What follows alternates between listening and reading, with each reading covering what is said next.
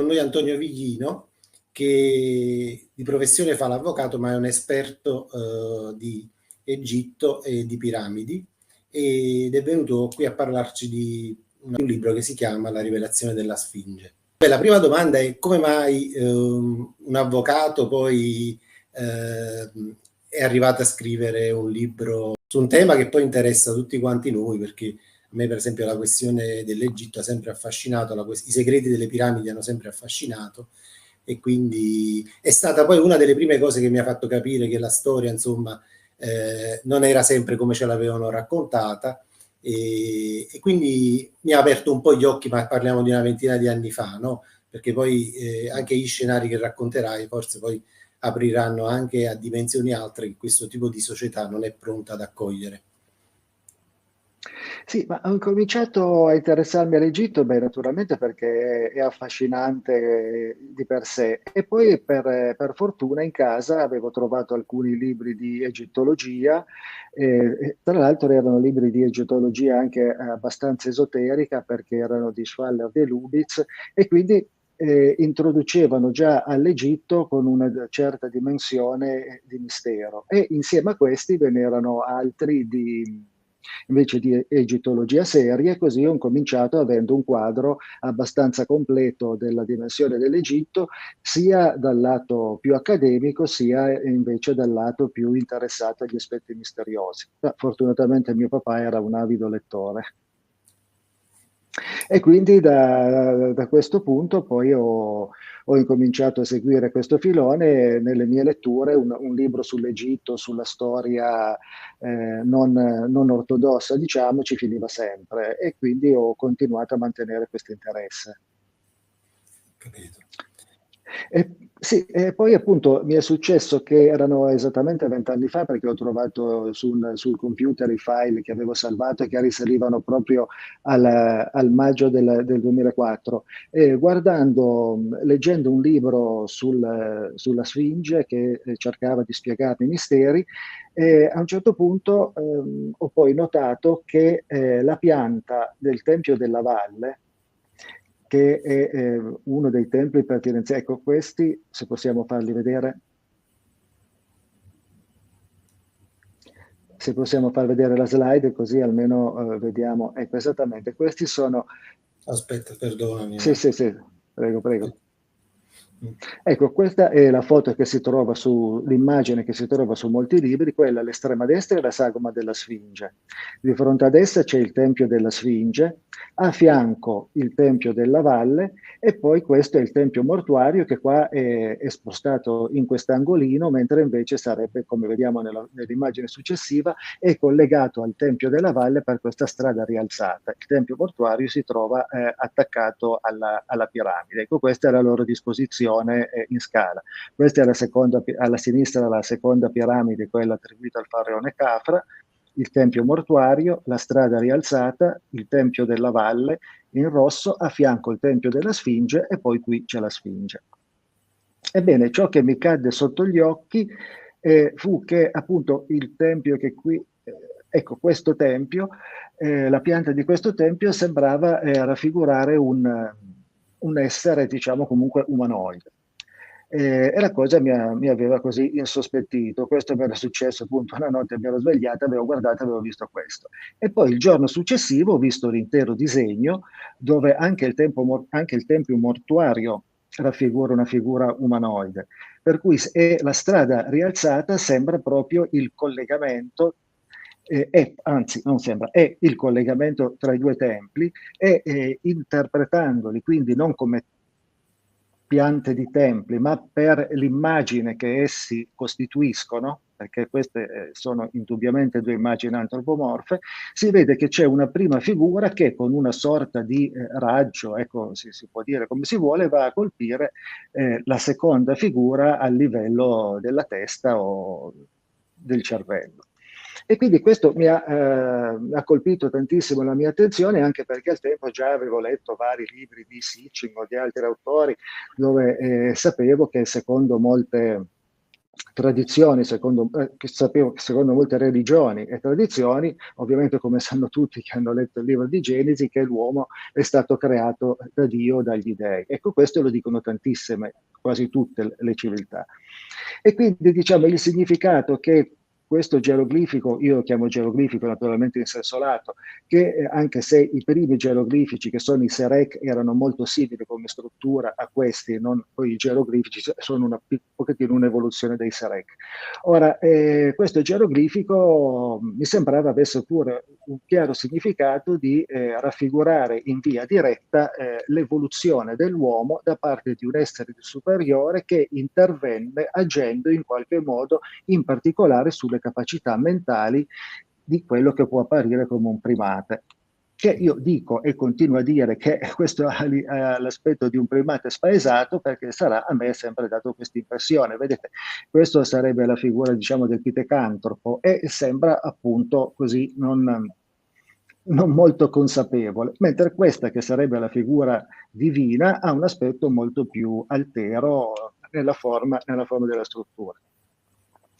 Ecco, e visto che prima ho parlato di mio papà, adesso parlo anche dei miei nipoti, perché il primo e unico diciamo, riscontro che volli avere sulla bontà della mia visione fu quella di, appunto, di sottoporre questi due umanoidi ai miei nipotini, che al tempo avevano 6 e 4 anni, e loro mi dissero: ah sì zio, sono uno un robot, e l'altro mi disse sono 2 uomini. E quindi diciamo la fase di acquisizione degli elementi probatori per me era terminata, perché l'ingenuità dei bambini e il colpo d'occhio dei bambini non ha pari nell'apprezzare le cose nella loro essenza. E quindi però, e da subito naturalmente mi venne, poi naturalmente ho anche elucubrato e penso di aver capito cosa siano il Tempio della Sfinge, quello bianco a sinistra, e la parte inferiore del Tempio mortuario qua in basso, però ecco, non vorrei appesantire il discorso con questi aspetti. Quindi diciamo che già da subito ho pensato che prima o poi avrei scritto un libro su questo argomento, perché comunque è un argomento che merita di essere esposto. Poi vero o non vero che sia interpretato in un modo o nell'altro, comunque il fatto in sé merita di essere esposto. Però appunto semplicemente per dire ho visto questo, senza poter giungere a conclusioni su cosa avevo visto e su come lo interpretavo, ho preferito soprassedere, e questo periodo di riflessione mi ha portato via, fra tutto, esattamente una ventina d'anni.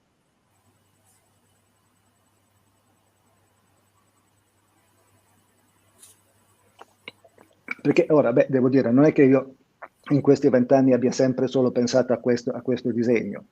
Era comunque un elemento del quale talora tenevo conto nel corso delle mie letture, anche perché una cosa che mi era sempre rimasta impressa è che magari la dialettica platonica è una dialettica che tende a far sì che gli elementi eventualmente si armonizzino da soli e quindi poi a valutarli. È solo una dialettica di tipo hegeliano che invece vuole forzare le cose insieme per ottenere una soluzione, un concetto. Ecco, a me la dialettica meccanicistica hegeliana è sempre stata antipatica, e quindi ho lasciato le cose in sospeso fino a che, a forza di leggere, i vari pezzetti non si sono incastrati in una dimensione armonica. Ora, naturalmente, io quando espongo nel libro, come premessa, nella parte centrale e alla fine, dico che io espongo quella che io ritengo un'interpretazione possibile. Come hai detto prima, io sono un avvocato, quindi questo mio libro è scritto come una comparsa conclusionale di legittimità, cioè come le comparse conclusionali che si sottopongono alla Suprema Corte, che non giudica più il merito della causa, ma soltanto se i ragionamenti formali di organizzazione del materiale probatorio sono condotti secondo la logica. Ora, quello che io dico è: dati tutti gli elementi probatori che espongo nel libro, e naturalmente la mia aggiunta personale è questo, tutti gli altri li ho letti, o li ho valutati, o ho detto alcuni spacciati come elementi probatori in verità non lo erano, ma erano semplicemente speranze, illusioni o travisamenti. Quelli che io ritengo dati probatori che hanno in sé una certa certezza, allora li ho elencati, li ho messi insieme, e dalla loro lettura combinata ho tratto una conclusione che, ripeto, è possibile. dal punto di vista logico non mi sembra che possa essere confutata, se non appunto confutando le prove di merito, ma qua noi parliamo di legittimità e non di merito. Ecco, e quindi questo mio percorso però è iniziato quasi dimenticandomi del tutto di questo geroglifico, perché il discorso era: noi viviamo, io ho sempre vissuto nel mondo occidentale, nel pensiero occidentale, per il quale pensare che ci sia stato un essere superiore, divino o non divino, alieno o non alieno, ecco, non è accettabile. E quindi sono ripartito dalle fondamenta del pensiero occidentale. Le fondamenta sono i grandi filosofi greci, Parmenide, Eraclito e soprattutto Platone e Aristotele. E da qua è incominciato un cammino appunto tutto interno al pensiero occidentale, che se poi volete vi racconto, se no possiamo cambiare Vabbè, argomento. loro avevano una dimensione degli dei che è diversa, insomma, da quella lì che abbiamo noi oggi relativamente alla religione cattolica, no? Quindi Eh penso che sì, sia... quali avevano e chi Eh, aveva una dimensione, ti riferisci ai greci? sì, sì, sì, sì, sì. Sì, ecco, però i greci, noi adesso, quelli che noi pensiamo essere gli dei greci, sono visti attraverso le lenti del cristianesimo, perché tutti gli studi sulla cultura classica sono quelli fioriti nella Germania del Settecento e soprattutto dell'Ottocento, che erano fondati sul cattolicesimo, per cui gli dei greci erano considerati come delle marionette, come dei personaggi da operetta.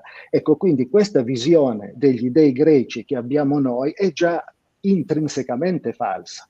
E Sì. questa è una delle cose che Nietzsche ha posto in evidenza, dicendo che non è che perché a noi occidentali sembra che quelli siano dei burattini immorali, per i greci fossero burattini immorali. Quelli rappresentavano la vita. Nietzsche dice che la grecità aveva una religione di vita, mentre il cristianesimo è una religione incentrata sulla morte. Queste sono le opinioni di Nietzsche.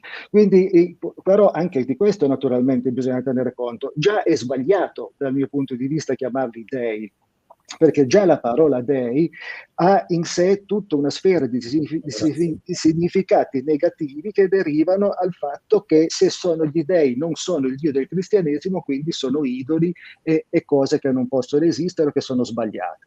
Quindi cerco sempre di evitare questi termini che oramai sono carichi di, di, di, di aspetti negativi, cerco di evitarli oppure di precisarli. Beh, c'è una lavorazione, in effetti, una manipolazione. Sì, sì, Dopo sì, poi per questi, condurci poi...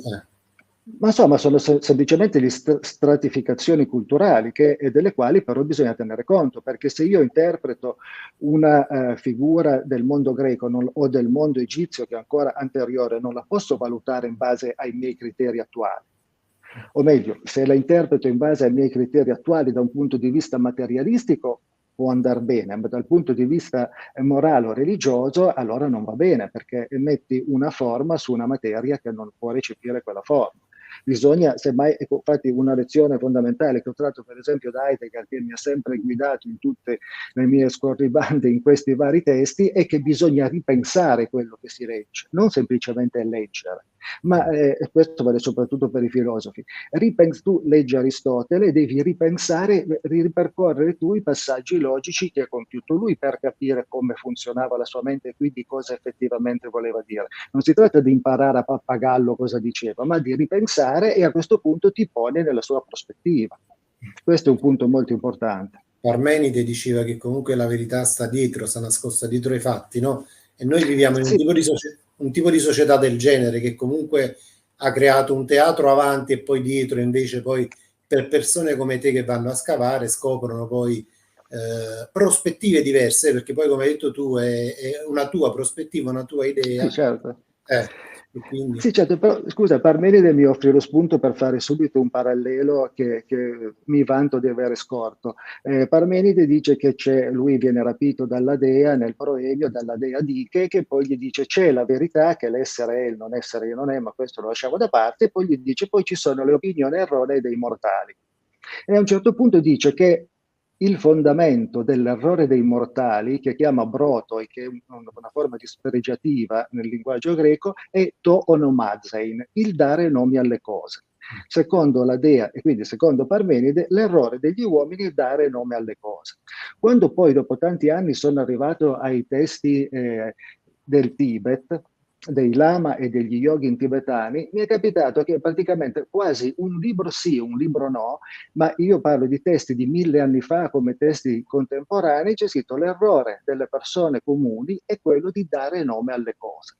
E questa può essere più che una coincidenza, ma più che una coincidenza nel senso di una identità di struttura mentale alla base, nel senso che sia Parmenide che i lama tibetani vedono la realtà e la natura della mente in un modo diverso da quello con cui si considera usualmente, perché andare a dire che il dare nomi alle cose è un errore, ecco, non è un concetto tanto immediato, non è come per dire la mela è rossa o la mela è verde, ma ecco, inventarsi, escogitare che l'errore è dare nomi alle cose riflette un ambito di comprensione sicuramente molto profondo.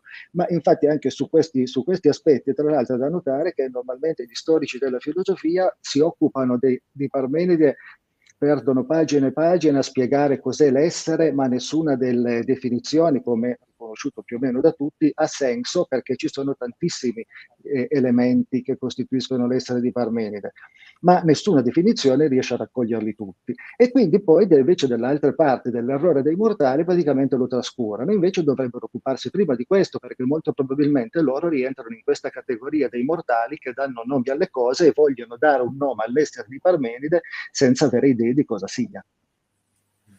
Vabbè, questo però è tu prima parlavi di lavorazione, insomma, sulla questione della parola dei, no? Io penso che poi è una dinamica sociale che serve poi a creare questo tipo di lavorazione, no? Perché loro attraverso le parole poi possono farti credere una dimensione di realtà oppure condurre dei limiti a una dimensione di realtà per cui poi nessuno va oltre, perché in questa società non si può pensare che possano esistere degli alieni, per esempio, non si può pensare che non cioè esistano cioè, che non esista questo Dio ma esista altro praticamente, eccetera. E quindi forse loro hanno bisogno di questa dinamica perché solo attraverso questa dinamica loro riescono a condurre poi le masse rispetto a dove vogliono, insomma, no?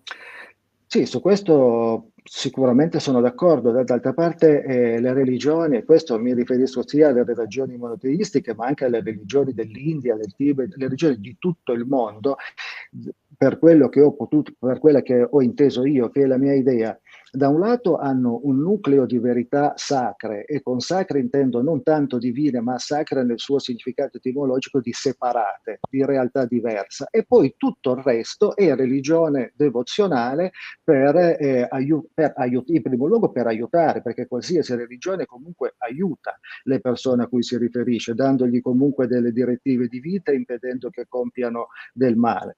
E magari contemporaneamente poi chi esercita, chi detiene il potere religioso, a volte poi travalica questi limiti e le fa, come dici tu, anche per controllare le masse. Però sulle religioni trovo sempre che hanno questo aspetto ambiguo, che da una parte siano bene, dall'altra magari non tanto bene, ma che tutte comunque si fondino su fatti molto significativi che però vengono proprio persi nel volgarizzare lo dico tra virgolette, nel senso di rendere disponibili per le masse i contenuti religiosi. Per esempio, anche in Oriente il buddismo è da molti considerato una religione, ma il buddismo non è una religione, così come non è una filosofia. Il buddismo è, come basta leggere i discorsi del Buddha, oppure ascoltare quello che dice oggi Tenzin Gyatso XIV Dalai Lama, il buddismo è scienza della mente, punto. Poi, che venga inteso, vissuto, e che queste regole siano vissute come religiose, proprio per avere un fondamento di un vivere civile più retto e sereno per tutte le persone, è sicuramente vero, ma è un altro discorso. Io ti ho presentato dicendo, utilizzando il luogo comune, no? Come mai un avvocato in effetti si è occupato poi del tema della spinge, eccetera. Anche questo è un luogo comune, no? Su cui ci hanno indirizzati a ragionare, no? Però penso che per esempio tutti i tuoi studi che hai avuto professionalmente ti hanno aiutato tantissimo. Sì, questo mi ha aiutato tantissimo e l'ho scoperto poi dopo, quando ho letto il testo fondativo della filosofia ermeneutica, che è la filosofia che va per la maggiore in tutto, si può dire, il continente, di Gadamer. La filosofia ermeneutica è appunto basata sull'interpretazione. E adesso lasciamo perdere il contenuto, però Gadamer spiega la sua filosofia in tre ambiti. Il primo è quello dell'arte, dell'estetica, il secondo è quello dell'interpretazione biblica, poi nella Germania protestante è molto più sentito che nella religione cattolica, e poi appunto l'ermeneutica giuridica, perché il diritto è sempre necessariamente interpretazione, non solo interpretazione della norma, ma anche interpretazione del fatto, della fattispecie concreta rispetto alla norma. E quindi questa, diciamo, tendenza ad analizzare gli articoli di legge e coordinarli da un lato in astratto e dall'altro nel riportarvi i fatti concreti, se non so, una clausola è una clausola di un certo tipo o di un altro tipo, bisogna appunto svolgere dei ragionamenti interpretativi. E anche quello che dico intorno all'Egitto è appunto quella è che è tutta una grandissima interpretazione, ma secondo appunto Gadamer tutto è interpretazione. Però questa non è una filosofia che io riconosco, accetto. Comunque per certi versi è utile. Senti Antonio, e come mai secondo te la società in cui viviamo ha vergogna a superare certi limiti e a pensare di determinate situazioni storiche, relative alle nostre origini, poi si ferma a quel limite e non va oltre? Faccio una domanda No, complessa. questa è una domanda complessa, è una domanda che mette proprio, se vogliamo, molto acuminata. Il perché, per esempio, diciamo così, forse in Europa anche per un po' di supponenza, perché seguendo quello che succede oltreoceano, sono oramai alcuni anni che negli Stati Uniti gli UAP, che è il nuovo nome per gli UFO, vengono visti e registrati dai radar della Marina Militare, dai caccia del Pentagono. Ci sono personale, colonnelli, ecco, dell'intelligence che depongono di fronte al Congresso, ci sono generali e politici e scienziati che in prima serata vanno in TV, come da noi da Bruno Vespa, e dicono ci sono questi esseri volanti che fanno cose che noi non possiamo neanche concepire come possano farle.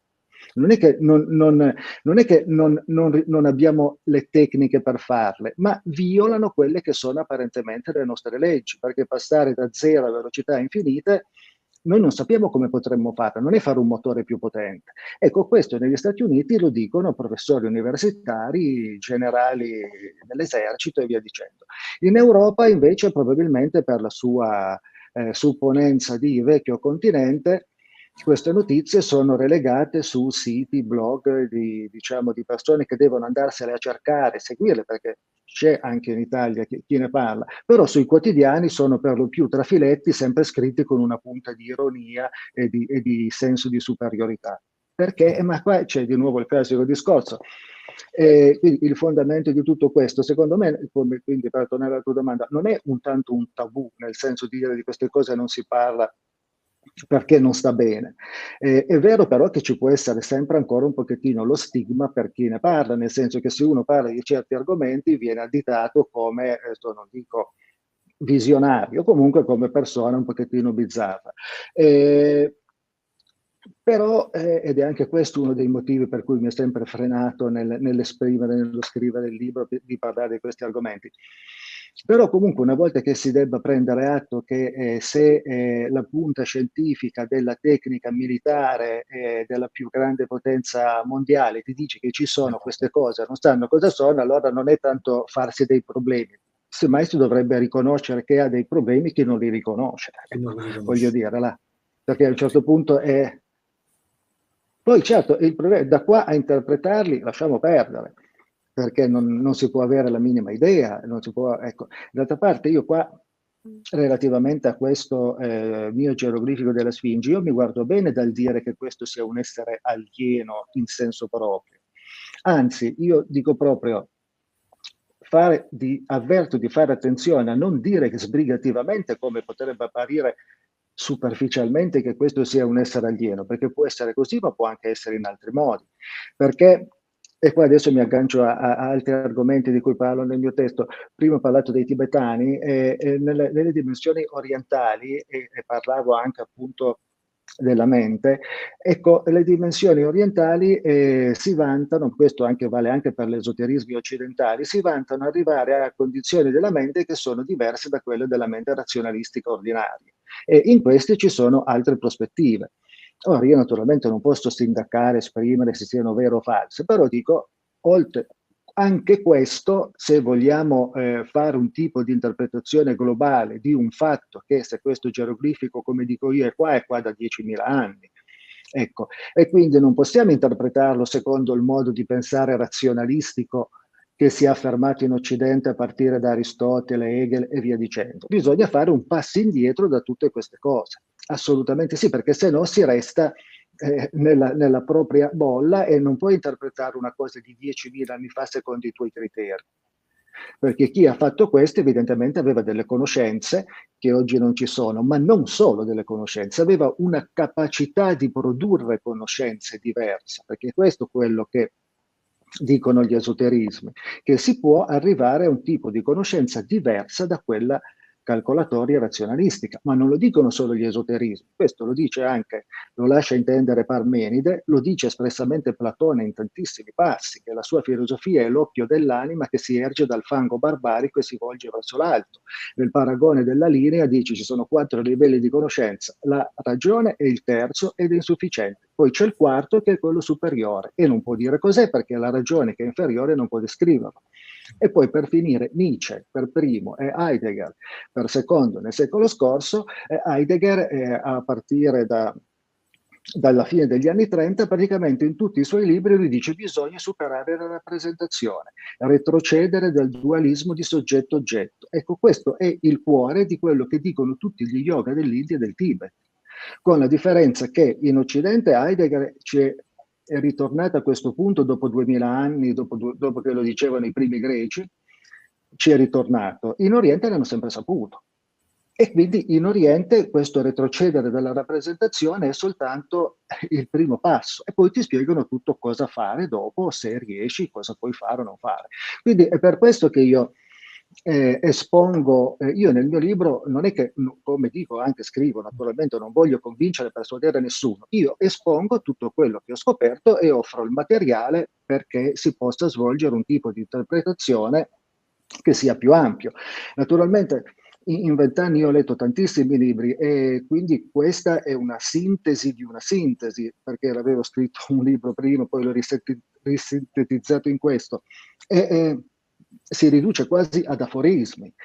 Una persona che fosse interessata incomincia a vedersi la bibliografia e incomincia a approfondire i singoli argomenti per entrare nella prospettiva. Ecco, ma dare giudizi affrettati su un libro che ne condensa 4.000 non ha senso, diciamo, non lo accetto come commento, almeno che ci si rifletta un attimino prima di fare dei giudizi rapidi. Ecco.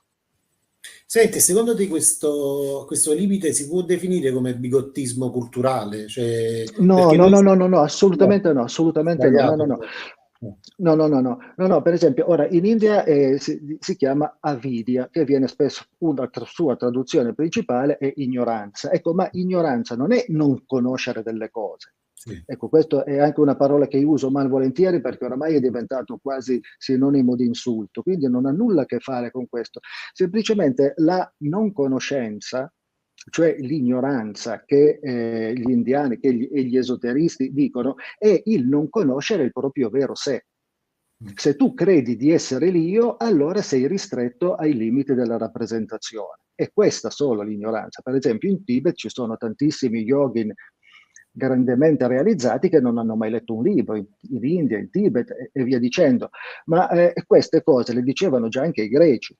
Sempre prima di Aristotele c'erano gli orfici, i pitagorici, c'erano queste comunità di persone che sostenevano dei concetti che sono sostanzialmente analoghi a quelli dell'India, perché questa è una forma di sapere autonoma e non è che un popolo abbia influenzato un altro, ma chi pensa in un certo modo vede le cose in un certo modo. Quindi non si tratta, anzi, per esempio la Isha Upanishad, che è un testo molto importante dell'India, dice l'ignoranza è tenebra, la conoscenza è tenebra.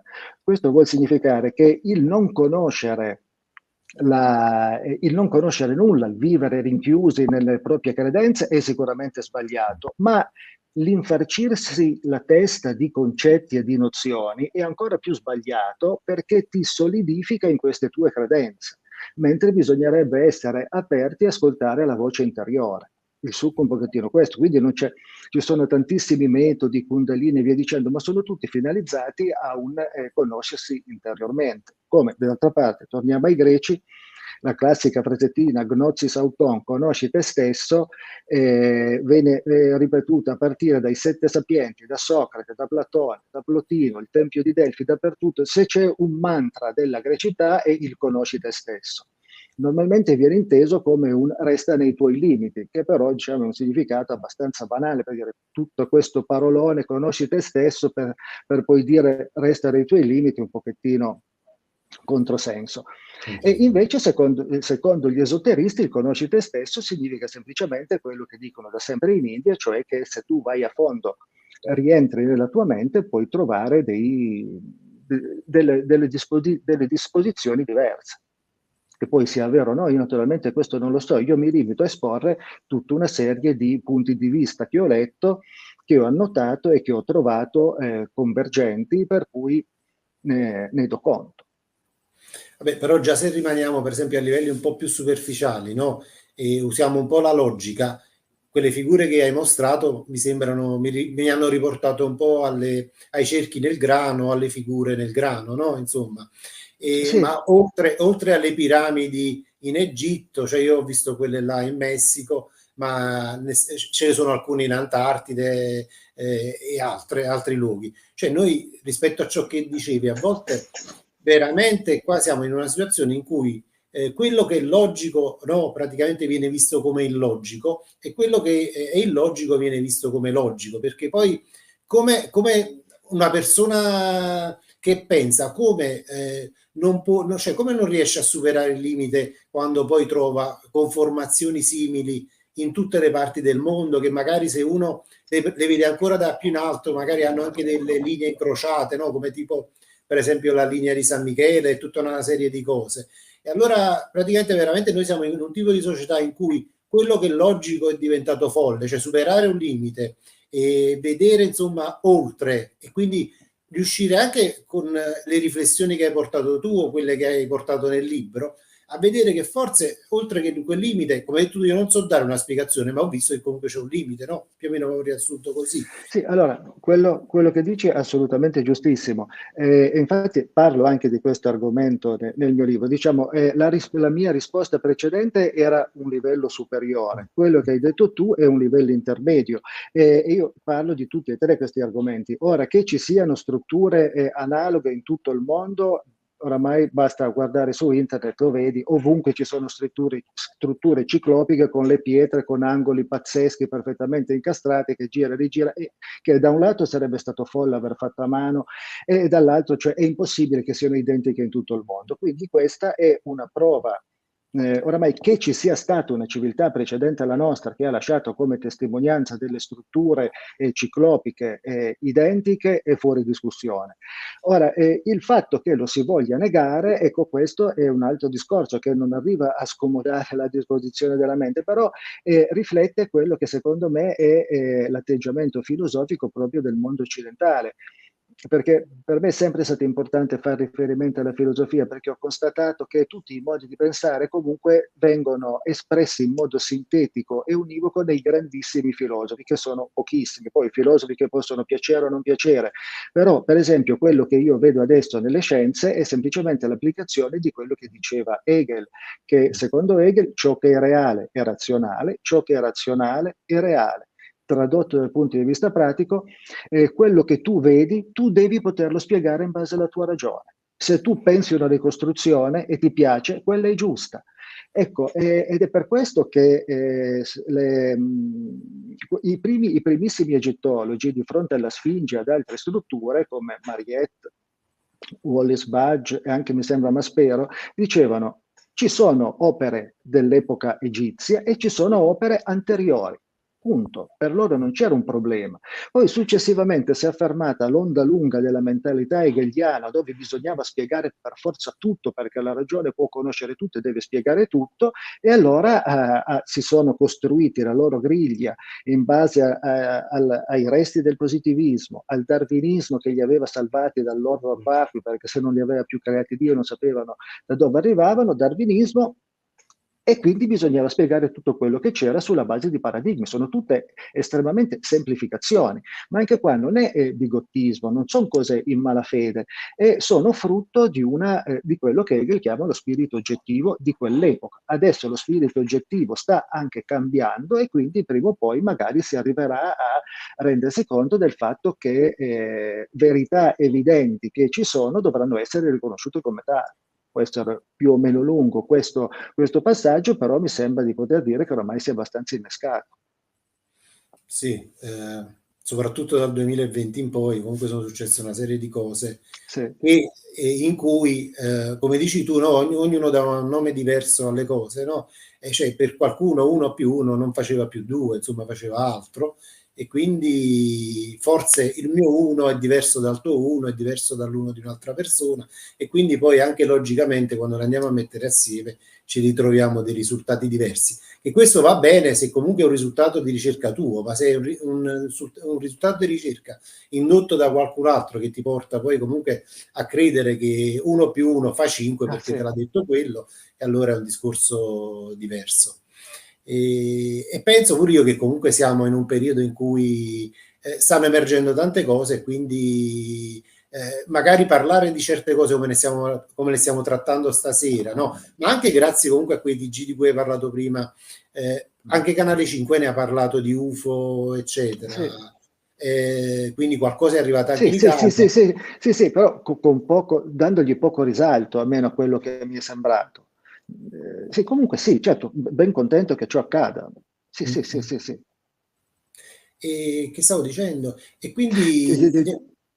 no, io poi per esempio questa cosa degli UFO mi è capitata proprio sabato scorso, stavo con degli amici, e sai la frase, vabbè, allora tu sei uno che crede anche negli UFO, no? Proprio come a derisione, no? A dire sei uno sciocco, va, tra virgolette.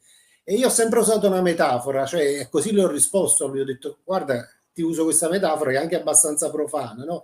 È come se noi stiamo su una strada, tu stai camminando su un carretto e io ti sfreccio con la Ferrari, no? Facendo questa affermazione, questa è la logica che vedo, perché tu praticamente, come hai detto tu, non sei informato su ciò che stanno esponendo oltreoceano, non sei informato su ciò che è emerso su Canale 5 per esempio qualche anno fa, ma peraltro non metti neanche assieme i pezzi del puzzle, perché poi le domande che io ti ho posto, che sono relative poi alle domande che mi sono fatte, io sono abbastanza profano, no, di questi temi che tratti tu, io mi occupo di sociologia, di altro, un po' di analisi politica, eccetera. Però cioè, anche io nel mio essere profano mi sono posto delle domande, e quindi le risposte che poi la società oppure qualche trasmissione che vedevamo in TV non mi soddisfavano, non mi toglievano la sete di conoscenza, insomma.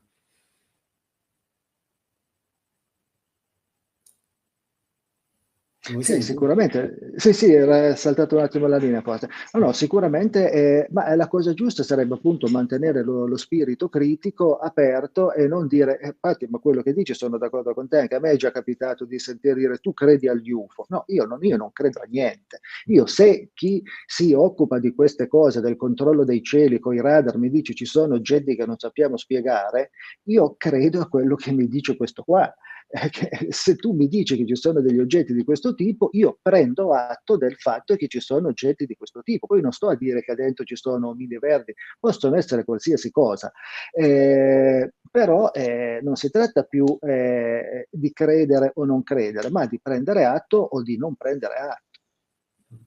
Ma anche Poi, perché anche la costruzione stessa delle piramidi, no? Io ho sentito parlarne qualcuno che diceva che con le gru che abbiamo adesso e con i mezzi che abbiamo adesso non sarebbe stato possibile, anche nei tempi che ci racconta poi sì, la storia, perché ci raccontano la costruzione di queste piramidi, soprattutto quelle di Giza, non mi ricordo in quanto tempo, in po- Ma normalmente si dice che la piramide principale, quella di Khufu, è stata costruita in 20 anni durante la stagione delle inondazioni, perché altrimenti gli operai lavoravano la terra, quindi 4 mesi all'anno per 20 anni, se fai il conto che lavorassero tutti i giorni, 12 ore al giorno, secondo gli egittologi c'erano in origine 2.400.000 blocchi, se fai l'operazione significa che bisognava porre in opera un blocco ogni 40 secondi, che ovviamente è una cosa che si commenta da solo. Se poi ci fossero anche state 100 squadre, non sono 40 secondi, possono essere 4 minuti, 40 minuti, non è questo il punto, anche mezz'ora,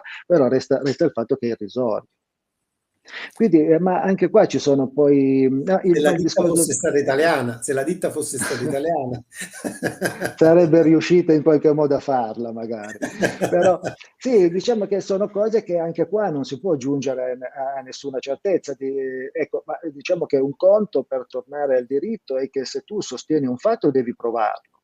E se tu mi dici che le piramidi le hanno fatte i faraoni, allora dovresti dire come le hanno fatte. Visto che però in 5.000 anni non è stata presentata nessuna tesi sulle costruzioni delle piramidi che sia stata ritenuta accettabile da un ingegnere, ecco, da uno che si occupa di costruzioni, la dice lunga sulla particolarità di questi monumenti.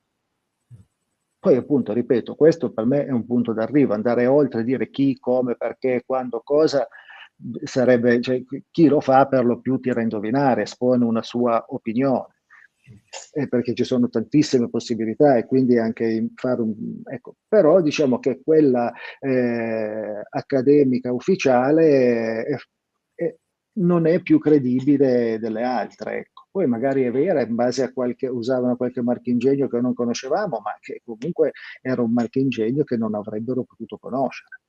Cioè, perché comunque i dati materiali sono questi. Il Tempio della Valle, quello che abbiamo visto, che rappresenta il, fra virgolette, Dio, questo qui è fatto con blocchi da 200 tonnellate, che sono un peso veramente non indifferente. Non indifferente, esatto. Vabbè, Perché anche 200 tonnellate. la questione delle cave, che forse le pietre non provenivano da lì, ma provenivano da almeno 800 chilometri di distanza. Vabbè, gli Sì, enigmi questo sono il tanti. granito.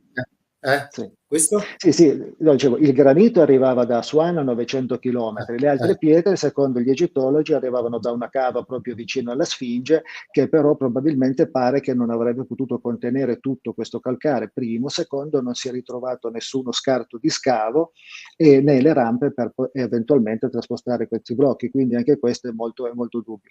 Tra l'altro avevo sentito, ho letto in un libro che un ingegnere americano qualche anno fa ha chiesto alla ditta principale, a una delle ditte principali dello stato del Montana negli Stati Uniti, quanto tempo avrebbe impiegato per consegnare 2.400.000 blocchi di calcare. E questa ditta, che ha 33 cave, ha detto: noi, lavorando a pieno regime, ovviamente con i macchinari moderni Super attuali, a pieno moderno. regime su tutte le 33 cave, ve li possiamo consegnare in 27 anni, mi sembra, o comunque più di 20 anni.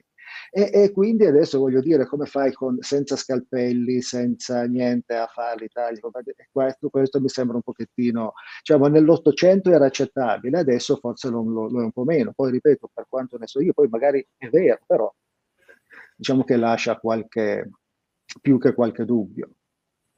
Antonio, facciamo un secondo, una pausa, mettiamo la copertina del tuo Sì, libro e poi va bene, ripartiamo, ok? va bene, va bene. Mm. La rivelazione della Sfinge è un saggio di Antonio Viglino, Armachis Edizioni 2024.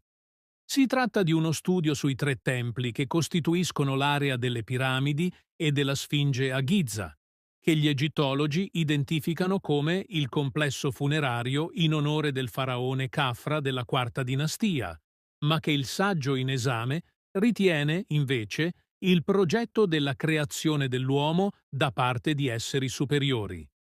Sotto forma di geroglifico, il disegno dimostrerebbe, secoli prima della relativa evidenza scientifica, come l'uomo discenda dalle scimmie, ma non tramite fortuite combinazioni genetiche, bensì tramite un vero e proprio intervento esterno di ingegneria genetica a livello cerebrale. Il documento concorderebbe, quindi, non solo con i miti sulla creazione presenti in quasi tutte le religioni e di mitologie del pianeta Terra, ma confermerebbe i fondamenti di alcune pratiche legate al pensiero esoterico e alle pratiche meditative più antiche, come lo yoga. Un libro che senza dubbio interesserà gli appassionati di storia alternativa, ma che potrà incuriosire anche gli altri lettori. Siamo tornati, abbiamo Antonio Viglino e volevo fare l'ultima domanda prima di salutarci, che vabbè, a parte mi ha colpito molto sia quando ne abbiamo parlato, ho parlato per telefono con lui perché è una persona molto, a parte l'avete visto, insomma, è informatissimo, ha letto tantissimo, eccetera, però è una persona molto cordiale.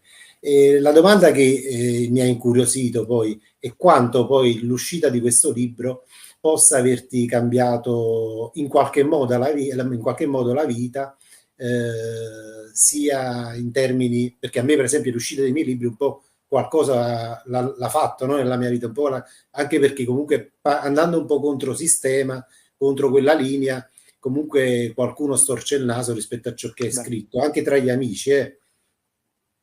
Sì, sì, capisco. Ho detto, ma qua, visto che io faccio tesoro delle mie letture dell'India e del Tibet, e quindi sia delle lodi che non delle lodi, cerco di curarmene poco. No, mi ha cambiato nel senso, mi ha cambiato la vita, nel senso che mi trovo molto divertente poter parlare, e anche molto appagante poter parlare di questi argomenti, di interviste come questa sera, di presentare il libro e di poter contribuire all'ambito generale della conoscenza offrendo degli argomenti di interesse che appunto tendenzialmente sono considerati secondari, invece hanno una loro importanza, ecco, quindi contribuire a questo movimento così, di rinfocolare una conoscenza critica che si basi su come la mente dovrebbe funzionare, non sulle dottrine che vengono insegnate senza starci a pensare due volte. Ecco. Contribuire a smuovere un attimino l'atteggiamento di base.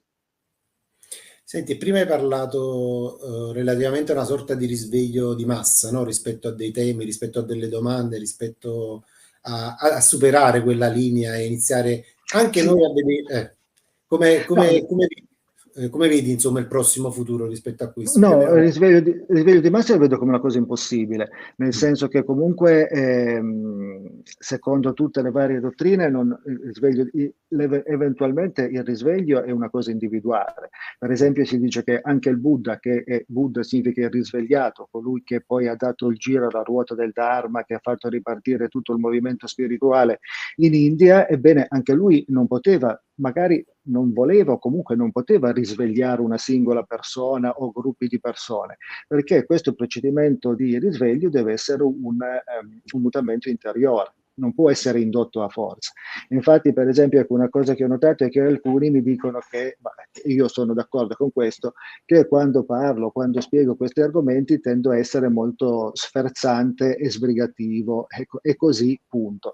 Ecco, ma questo è proprio il modo di insegnare del Tantra, che è una delle vie di questo insegnamento è il Tantra. Nel Tantra si insegna sferzando, nel senso che chi ascolta deve sentirsi messo in difficoltà e quindi cercare di far quadrare quello che sente rispetto per come incrina le sue conoscenze acquisite. Cioè non è che si può stare a spiegare tutto quello che ha detto il Buddha, tutto quello che ha detto questo o quello, perché non avrebbe senso stare a parlare 3 ore per spiegare una cosa. Ma si dice in una battuta, o ti sorge l'interesse per questi argomenti e quindi ti si sommuove un qualche interesse di volerla approfondire, bene, buon per te. Se no, no, e comunque nessuno perde tempo e il Tantra si insegna così, appunto, sferzando. Come faceva peraltro Eraclito. Lui scriveva, voi uomini siete animali d'armento, non capite la verità neanche quando ve la si dice in faccia, continuate a dormire da svegli. Eraclito scriveva di queste cose, quindi anche lui era molto più sfarzante di quanto non sia io. Vabbè, anche io quando scrivo i miei libri sono un po' così, cioè nel senso che comunque ti tratto lievemente quell'argomento, ti motivo la quadratura rispetto a quell'argomento, ma non vado in profondità. Poi sei tu che ti vai a prendere quell'argomento e te lo vai a analizzare in profondità. Cioè io ti do quell'input, poi come dici tu la crescita poi avviene se tu comunque quell'input te lo vai a prendere, ma perché sei incuriosito su quella cosa e dici ma fammi vedere Antonio, Giuseppe che cosa hanno detto, e quindi vai avanti. Infatti poi mi collego a una domanda successiva su questa cosa, e infatti i miei libri sono abbastanza sintetici, chi li ha letti dice comunque alla fine sono scorrevoli, non sono noiosi, proprio perché utilizzando questa tecnica uno fa una sorta di carrellata, no? Di quello che si è visto, si è successo, o della mia teoria, cioè tu hai avuto una teoria, io ho avuto delle mie teorie che rimangono là, poi chi è interessato se le vede, le porta avanti, eccetera. E la domanda era quante pagine è il libro, cioè rispetto a questa dinamica? Scusa, non ho capito. E il libro quante pagine è? Il libro è 220. No, vabbè, perché l'ho agganciato alla cosa di prima, no? Di trattare... Sì, okay. Diciamo che sono molto interessante, perché comunque da parte dicendo anche tanti argomenti, come anche nei tuoi testi, non un aspetto, quindi anche una questione di reciproca proporzione interna. Se di un argomento parlo, diciamo, un capitolo, un capitoletto, di un altro che è analogo, anche se mi piace di più, non posso parlarne per 30 pagine, ma ne parlerò sempre un capitoletto. Quindi è anche una questione di bilanciamento interno. Vabbè, abbiamo sforato di gran lunga il tempo che ci eravamo più o meno accordati. Veramente per me è stata una bella chiacchierata. Ho approcciato a te con il disagio di cui parlavi prima, perché comunque per me certi argomenti sono un po' profani, cioè mi incuriosiscono, come hai detto tu, cioè comunque ne ho sentito parlare, mi informo, infatti qualcosa ne sapevo, però la conoscenza reale, cioè lo studioso su questa cosa eri tu, e quindi un po' cioè, il fatto di essere stato, insomma, a chiacchierare con te su queste cose mi ha arricchito molto e me ne esco contento. E d'altra parte ho notato che le tue domande sono state tutte molto precise e profonde, hanno toccato tutti dei nervi scoperti e tutti argomenti che è stato un piacere analizzare, cose che magari avrei voluto dire e però non avevo l'occasione. E tu mi hai fatto proprio le domande che toccavano questi argomenti di cui volevo parlare. Come siamo partiti, senza dubbio. Come siamo partiti in retroscena, che non riuscivo a mettere il file, eccetera. Sì, ma qua è meglio non dire nulla e andare a ruota libera, è la cosa migliore. Sicuramente. Vabbè, sono proprio contento di questa chiacchierata. Anch'io sono stato... Poi quando hai bisogno il mio numero ce l'hai, quindi veramente anche per altri libri, per me è un grande piacere, veramente. Vabbè, buonasera a tutti e grazie. L'autore penso che si è presentato da solo per la grandezza, insomma, di quello che ha fatto, di come insomma è in continua ricerca, eccetera. Quindi, ti ringrazio Giuseppe, buonasera a tutti. Ciao Antonio, ciao.